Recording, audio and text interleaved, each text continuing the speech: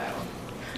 When you were filming, did you pre-record the voice inside of your head, and were they playing it while you filmed it, and how was that working with that? Exactly, that's exactly what we did. We were trying to figure out how to do it for a while, because really that was the big challenge, the big hurdle that we had to overcome. When we started shooting, we were trying to figure out how to do that. So the Melanie video had already been written in the script and everything, so we basically just went into a recording studio, sound studio, and went through all the stuff over about 2 days and recorded all the rough dialogue. And I mean, that even started to change in post. We were, you know, trying different things out just to make the story a bit clearer and stuff, but it was all I needed to, you know, just to be able to react to the other person in my head. So yeah, and so I had an earpiece that the sound team would kind of activate whenever I was doing stuff on my own. It was great. And I thought it was going to be kind of weird, it was going to be a bit odd to have scenes just, you know, when you're talking to yourself, but I actually really enjoyed it. It's great, I didn't have to worry about anyone else. No else's egos, just my own. This seems like every actress's dream part. I mean, from the moment that I read the book, I thought they're going to have to get the best actress, because you essentially have to play 2 roles in the film. Was it hard, spoiler alert if you haven't read the book, was it hard then to give up one of those characters to another actress at the end? Thanks. It was a bit, actually. It was a bit strange. Emily Browning takes over at the end. And, you know, we did it over a couple of days, all of her stuff where she plays Wanda. And I did find it quite odd that, you know, all of a sudden there was only one of me, and you know, I wasn't, because for the majority of the film I am playing Wanda, I'm not playing Melanie. And I have to say, when it comes to the characters, I did find Wanda more of a challenge, because she's such a sort of perfect soul, a perfect being. So it was quite nice at the end just to go back to Melanie and have someone be human again. Yeah, because she's really feisty and she's got a bit of a mouth on her, and so I was really excited about just going back to that too, you know. And that was the real blessing with this film, is that, you know, you'd get sick of one character and in a few days you'd be going back to the other one. So how long did you work with Emily, or to kind of transfer that character? Did she watch you a lot of the, you know, dailies or anything like that? I think she did, yeah. She came in when we were already like really heavily into the shooting, so I couldn't really walk away from set. I was working, but yeah, I think she watched some rushes and some, basically most of the stuff that we had shot up to that point. So we had about 2 months worth of footage at that stage. And she looked at that, and she came on set to see what I was doing and things like that. Because I guess as well, I don't know if she's going to be talking to you guys at all, but you know, it's a strange thing to come in halfway through a shoot, I'm sure, and take over another character that someone else has been playing. It's a real, I'm sure it's a real challenge. So yeah, so that's what she did. So who do you prefer, Wanda or Melanie? I prefer Melanie. I prefer Melanie because she's really feisty, and she's just a real fighter, you know. I mean, I respect Wanda, and I sympathise with Wanda because she went through so bloody much when she, you know, from the moment that she's put inside this body, it's so confusing for her, and she's constantly being pulled in different directions. But when it comes to who I would prefer to be, I'd prefer to be Melanie. I like Melanie. So do you wish that the scene where Melanie finally wakes up at the end, do you wish that that was in the movie?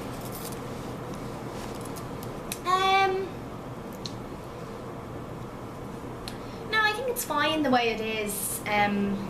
See, the thing is as well, it's such a massive book that there's no way everything could have been put in. So all the stuff where they go out and find the body for Wanda and all that kind of stuff, we needed to take some bits out. So I think that it was just kind of, you know, the way it turned out. But I don't mind. I think as long as it's clear for people, and people as well, I mean, obviously you guys know the story, but people who wouldn't know it as well, for it to be clear for them, that's, you know, that's important. So I have a question. For the fandom, did you do any research of what Stephanie Meyer's fandom was coming into when you were cast as it, and what your thoughts were? Any intimidation by the sheer number? I didn't really do any research, no. I mean, I was very much aware of the fan base that Stephanie's books had and the movies had, and I've seen footage from the premieres of Twilight, and it's just, and I went to the last breakdown. I'm sure you guys were there. It was nuts. Like, it's amazing, because you look at it and you think, wow, that's it's very overwhelming, which it is, but at the same time it's so amazing that these stories are loved by so many people that you'll come out and support it so much. And so I was very aware of the dedication of the fans, definitely. You're very drawn to different projects, not so much like mainstream media. So what drew you to this project? I loved the concept. I thought the concept was very interesting. The idea of our planet being perfected by a foreign force, and what really makes our world perfect, and in whose eyes is it perfect, and all that kind of stuff. So there's all these kind of different plays and perspectives and opinions and things like that, which I thought was very interesting. And I liked the idea of playing two different characters as well, and just kind of hopping between the two. And then when I met Stephanie, she was the first person that I met out of everyone, and kind of loved her straight away, so I really wanted to work with her. Were there any big tips that stood out from her? Saying your character should do this, or any personality traits maybe? She's not really like that, which I'm Stephanie? glad about. Yeah, Stephanie's great. I mean, Stephanie's very used to being on a film set, and so she's very much involved in the production of her films, and she was with the host. I mean, she was on set pretty much every single day. But a lot of the films that I've done have been adapted from books, and sometimes authors are delighted with the work that you do, sometimes they don't want anything to do with it, they just want to step back, and sometimes they're not happy with it because it's their book, and but Stephanie was great because she didn't impose herself too much. She was there if we needed to talk to her, and I became very close to Stephanie as a friend. So if I had any worries, I knew I could go to her. But she's not the type of person who comes up to you and is like, I think you should do this, or, she doesn't do that, and it's great. You don't feel as much pressure then. I mean, I remember when the boys even came in and Stephanie was there, and I imagine it's a lot of pressure, because the creator of this massive franchise, the Twilight franchise, and possibly the host as well, it's a big undertaking for someone. So last night at the reception, Jake was talking to us about your kissing abilities. Abilities. I'm able to kiss. He said you were lacking a little. Oh my lord. Well, you know what? I'm glad this is my first round table, because for every other interview, I put him down. He wanted to know who's the better kisser between him and Max. So you want to know that, or do you want to know that? No, he said, I want to know. Just ask her. He said, who's the better kisser between us? I'm pretty sure the fans want to know too. Well, and she doesn't have to kiss Jake. They both kiss in different ways, though. And the scene. I mean, I'm going to be very diplomatic about this. The scenes that we have are very different. I mean, with Max, they're a lot more passionate, and there's a lot of bubbling emotion and things like that, because they've been kind of separated and all that sort of stuff. Whereas with Ian, it's more tender and it's more loving and all that kind of stuff. So it's a different kind of technique. Yeah. They're both very talented. You're nice. So, talking about, I guess, kissing and the chemistry, what did you guys have to do to prepare, for that? Did you do anything? Did you practice me? Yeah. No, we didn't. I mean, I had met the guys before, so Jake was in The Lovely Bones, and I had met him a good bit before that, and I had met Max before as well. So we were familiar enough with each other, and then And then, you know, we had like 2 weeks rehearsals, and I think we were just lucky that we got on really well, and the dynamic between the three of us was so good and so relaxed and everything. And yeah, I mean, when you do, whether you're comfortable with them or not, when you do a scene like that with someone, the first take's always awkward and a bit uncomfortable, but then you just have to get over it. You have to do it. You know, you can't kind of get out of it. So, So since he told us about your kissing abilities, like what should we ask him? what should you ask Jake? Yeah. Why is he such a lame kisser? I don't know. Ask him how many times he took the guitar out on set and played it for everyone. Okay. Who decided that you needed to wear heels I through know. Oh my gosh. the whole crash and walking through sand?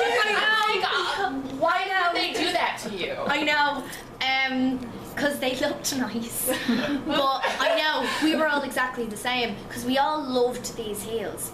They were these amazing little, like, blue leather heels that Erin Pennick, the costume designer, picked out. And we loved them.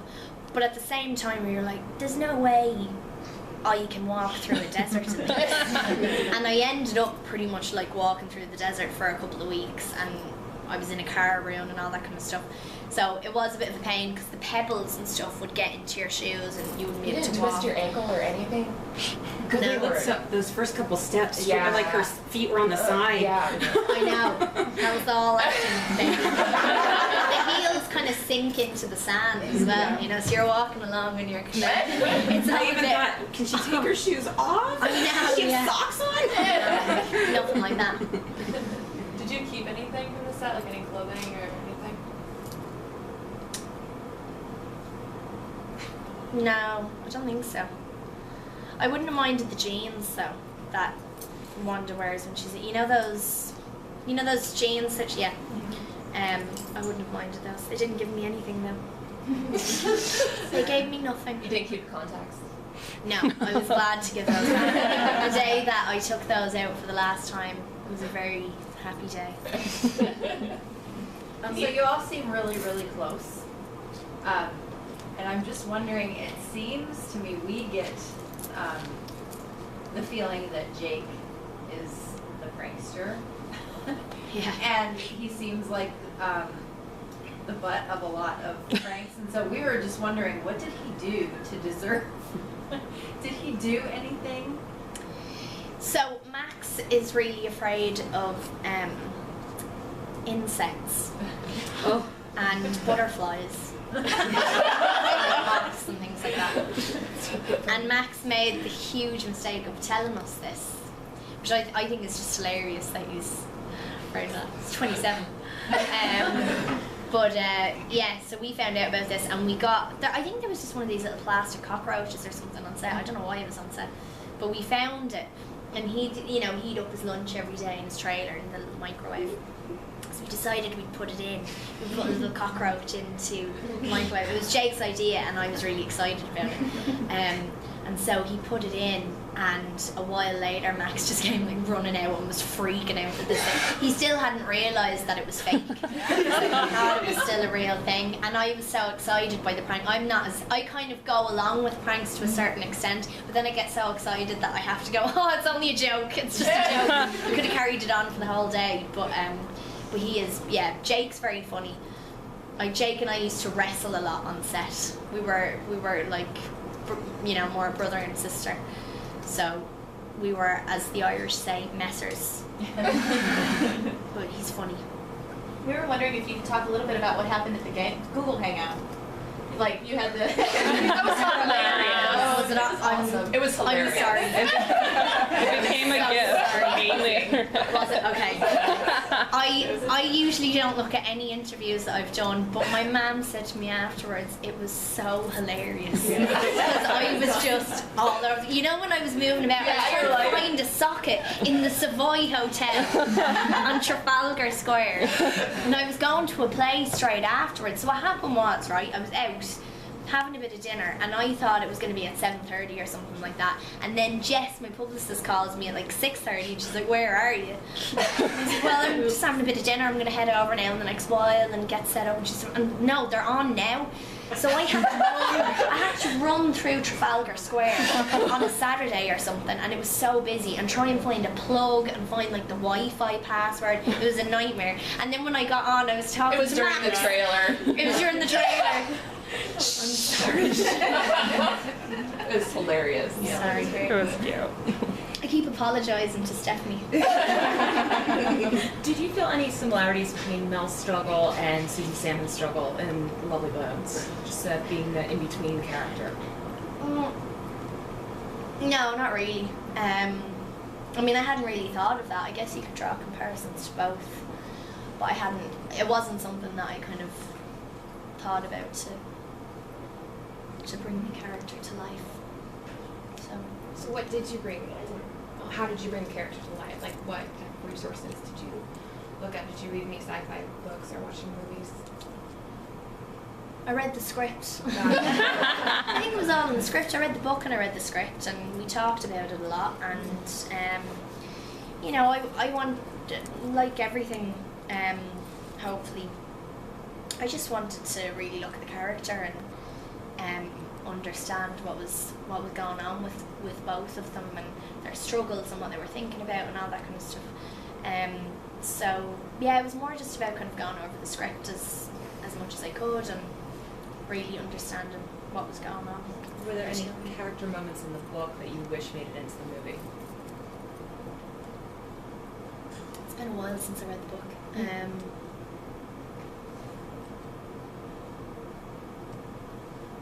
can't think of any. You stumped her. Can't think of any. How was it working with Never mind. We'll go on. How was it working with Frances Fisher and William Hurt as veteran actors? Did you learn anything from them? I love William so much. William was like the godfather of the set, and not the Italian kind, but he was a real leader, and I think it was very important for all of us to have someone who was such a veteran, as you say, and somebody who's very much about their craft.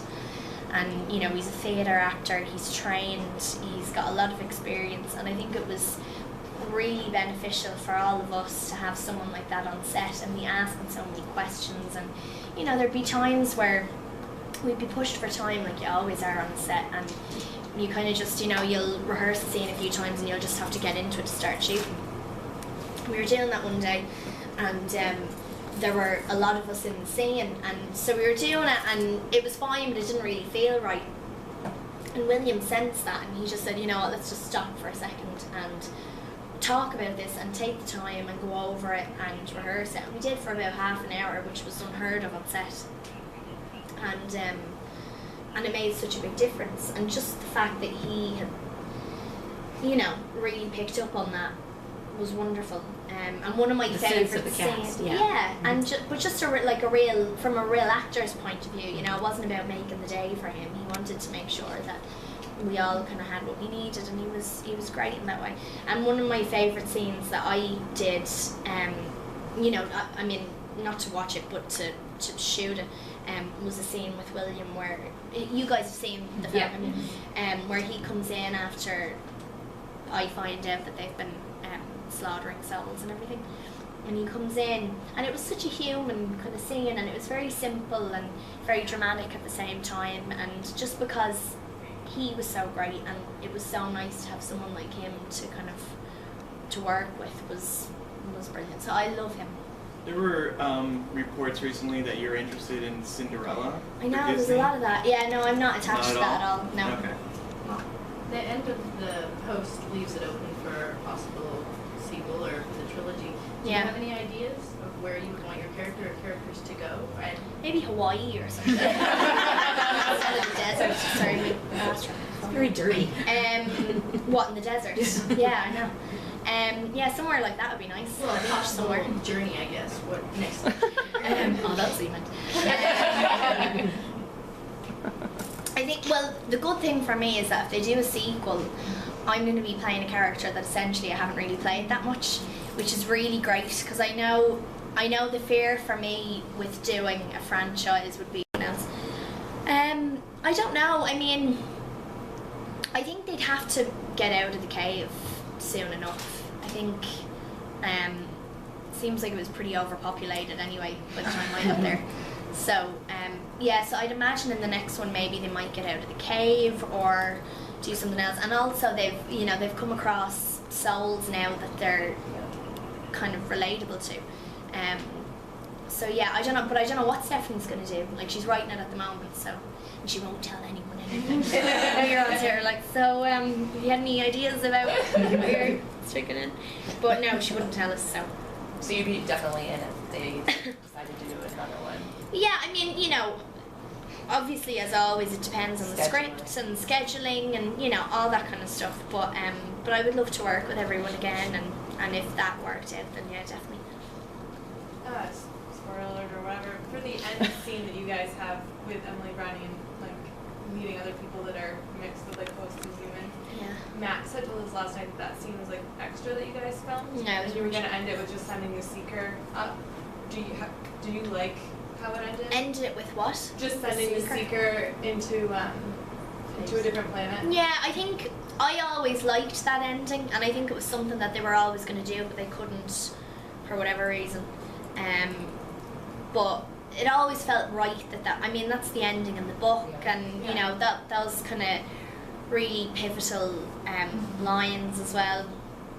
Those really important lines at the end. I think it was nice to have those repeated at the very end of the film. So yeah, I think it felt right to have that. I have a question. Your accent is just lovely, and I can sit here all day and listen to you. But did you obviously have, dialogue coach, and with our regular American English, or do you have a favorite phrase or a key word? I know I'll go back to the Twilight. Rob's favorite word was like nacho and sidewalk. Is there anything that ever stuck more in your mind? Just in an American accent, you mean?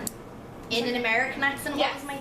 You know what word I love, and I didn't say it in the Host, but I said it in another film called How I Live Now. It's coming out soon. I love saying gross in an American accent, and I had never gotten to say that. I say that quite a bit anyway, and I had never gotten to say that in a film before, but I said it a lot in this. So I really enjoyed that. But yeah, I did have a dialect coach on the film. Because you always, you need a dialect coach, no matter how many times you do an American accent or an English accent or whatever. You need to have someone there just to keep an ear out, really. And also knowing that there's a dialect coach there means that you can relax and kind of focus on the performance a bit more. So. You did have a real strong Southern accent, I thought, in the middle of the film versus the beginning toward the end. Yeah. It was really strong. Was there anything that was influencing you at that time? Well, I was in Baton Rouge, so I was, and that's where Melanie ended up being from in the film. I know she's not in the book, but it was great because I was surrounded by a whole crew of people from Baton Rouge and Shreveport and New Orleans, and that was great. So I was listening to you all the time. Melanie's pre-recorded dialogue when you acted with it on set, was that the same dialogue used in the movie, or did you re-record it again? Some of it was the same. It all had the same kind of feeling, but when we went back to it during post, Andrew would tweak little things and maybe change a phrase or something like that to make it a little bit clearer for whatever reason. So we changed it a little bit, but I mean, the sense obviously still had to be the same, because otherwise I'd be reacting to something completely different. Mm-hmm. So. Jake has said previously, since he was in the Lovely Bones. What has he said now? No. The Lovely Bones, that he found Andrew Niccol more meticulous than Peter Jackson. Would you agree? Or? Yeah, they're very, very different kinds of directors. They're both very visual, but Pete is very much like a kid, and if he could, he'd just get a camcorder and go around and shoot everything for 10 months, and also he's got so much equipment there that he can kind of really play with all these different new technology and new types of cameras and things like that. So he focuses on that stuff a little bit more, whereas Andrew can be very much about the style and the look of a particular shot. So he's very, very particular about how things look within a frame and things like that. And that's something that's become such a trademark in his films and is so kind of beautiful in his films. So he's very, very good at that, you know. But what they, you know, they're both obviously emotionally very, you know, they're involved when it comes to the characters, and they're not sort of cold or anything towards that. So Just FYI, he just wanted me to say that to throw you off your game. He actually said you were a good kisser. I'm uncomfortable to hear that because I don't want Jay to think that I'm a good kisser.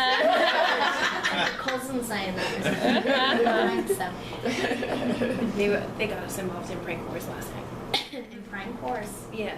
Were you pranking each other last night? No, they asked us to prank people today. Don't prank me. I'm gonna have to talk to them. You know? No, you can't. You can't tell us. You can't tell them because I'll tell it was you. Do you want to prank them? Yeah. Think of something. Okay, I'm gonna ask because alright. So we were told to do a prank, and I'm gonna ask your opinion on it. So we heard Jake has a body hygiene issue, like he doesn't like germs. And okay. so Yeah. this is why these are there, because Max wants us to have him sign it, and when he turns around, we have a bottle of Evian, and I'm gonna act like I'm sneezing and spray it on him. That's a good idea. You know what you should do? You should try and sneeze onto this and then ask him to sign it. Ask him to do that. I'm really freaked out. Yeah. All right, guys. Thank you so much. Thank you. Thank you.